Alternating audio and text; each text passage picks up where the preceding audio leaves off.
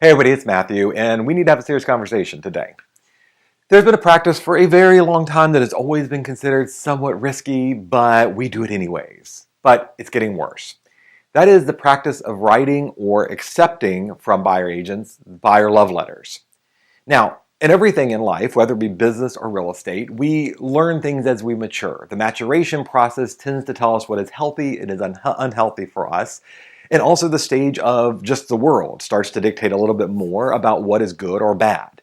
And what we have found as we have continued to evolve as a culture is that we are not that far removed from a lot of bias and racism and sometimes unknown bias that exists in all of us. What we're finding is an increased sensitivity to the many violations of fair housing we're seeing across the country as they are more documented, as they are becoming more evident to us that we have not yet overcome this stage of our American culture's growth. And what is tied to that is personalized letters from buyers to sellers, particularly in multiple offer situations. And of course, these become much more utilized in multiple offer situations than they used to be. And so in this maturation process, we have seen that just in October of last year, just a few months ago, the National Association of Realtors wrote a statement saying, don't use buyer love letters. We know this is probably going to be a fair housing violation or evidence of a violation. The Virginia Realtor Association has done a podcast where their attorney said, don't do these. This is a bad idea. And we've even heard that HUD has signaled that during their investigations or testing, they're checking to see if these love letters are being issued because they consider them evidence of a fair housing violation. So there you have it. Everybody who is in control has said, don't do them. Everybody who is there to give us risk assessments has said, don't do them.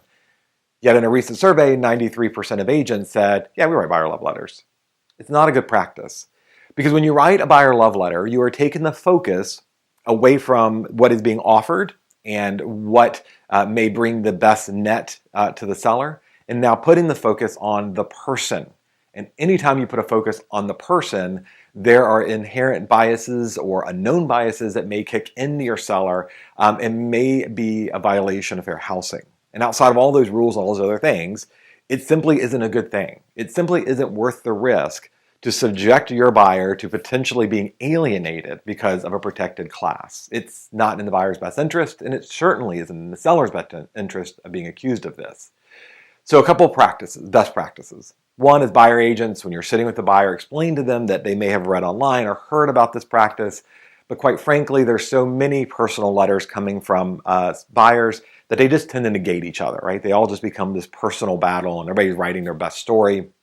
But also, there's not a tremendous amount of evidence. There's anecdotal evidence. You may have had sellers who have agreed to this, but there's not a tremendous amount of third-party evidence showing that sellers actually do either take less or prioritize an offer over another because of the personal connection. And oh my goodness, if there was evidence of that, that would do nothing but underscore the risk of fair housing violation. Again, you're focusing on prioritizing or discounting someone based on a personal issue that comes across that letter.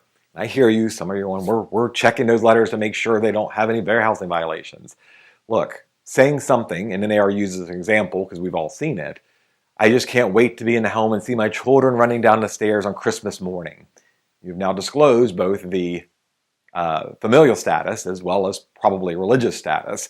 And so you've already got it there. Pretty much anything in a personal letter is going to be a risk. It's not a good idea. It's not a good practice. You shouldn't do it. For listing agents, you've got a couple extra steps here.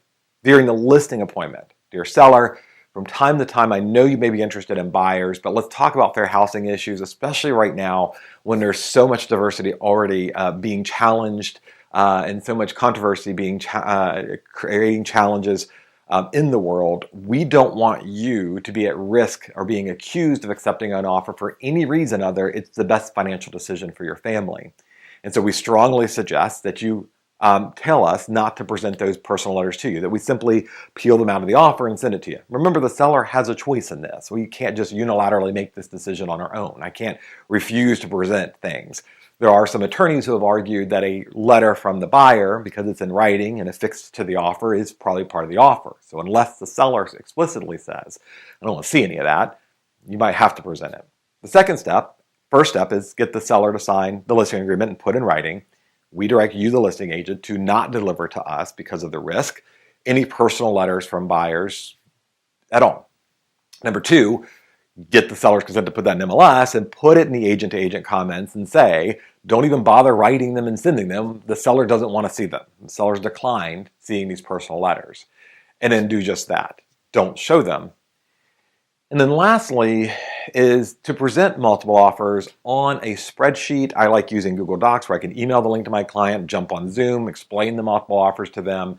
And even in the name column of that multiple offer, I am using some type of number or indication system, or maybe just the initials of the buyers, so that the seller cannot be accused of rejecting one or another based on the last name. Maybe the last name gives up the ethnicity or type of person that's there, or maybe the fact that it's two male names or two female names, remembering all that's protected class. And so take out the names, take out any other identifiers, stick strictly with the letter. And I do tell my buyers, look, we can write personal letters all day long, but the best way to show a seller you really love them in that house is giving them strongest, best potential offer out there. And I hear you. I know some of you are very uneasy about recommending not getting a home inspection or other things, but this is a competitive market. And sometimes in a competitive market, there are winners and losers. And in this case, the buyers are taking, in a seller's market, the buyers are taking greater risks. It is not abnormal. We didn't have home inspections for the entire history of real estate. It's fairly a new convention. And they may have to forego those, or well and septic if their lender will allow, or appraisal rather, if they're doing it as a cash purchase. If they are truly in love with the house, those things may be negotiated out to make their offer more competitive on the numbers and closing date timeframes than will a personal letter, which just opens up a lot of risks. So again, best suggestion is make the best, strongest offer that you can. Let let the buyer choose what they're willing to give up and how to truly show their love, and dissuade everyone from writing personal letters or presenting personal letters. Thank you very much for watching. Again, I know this is a challenge to a lot of you, and what you have come to believe is a good practice, it just isn't. And everyone who has any authority over the practices we do is saying, this is not a good idea. You need to stop doing it. So take that into consideration. Practice safe. Keep your clients, buyers, and sellers safe. Stick with the offer and not the people. Thanks so much for watching.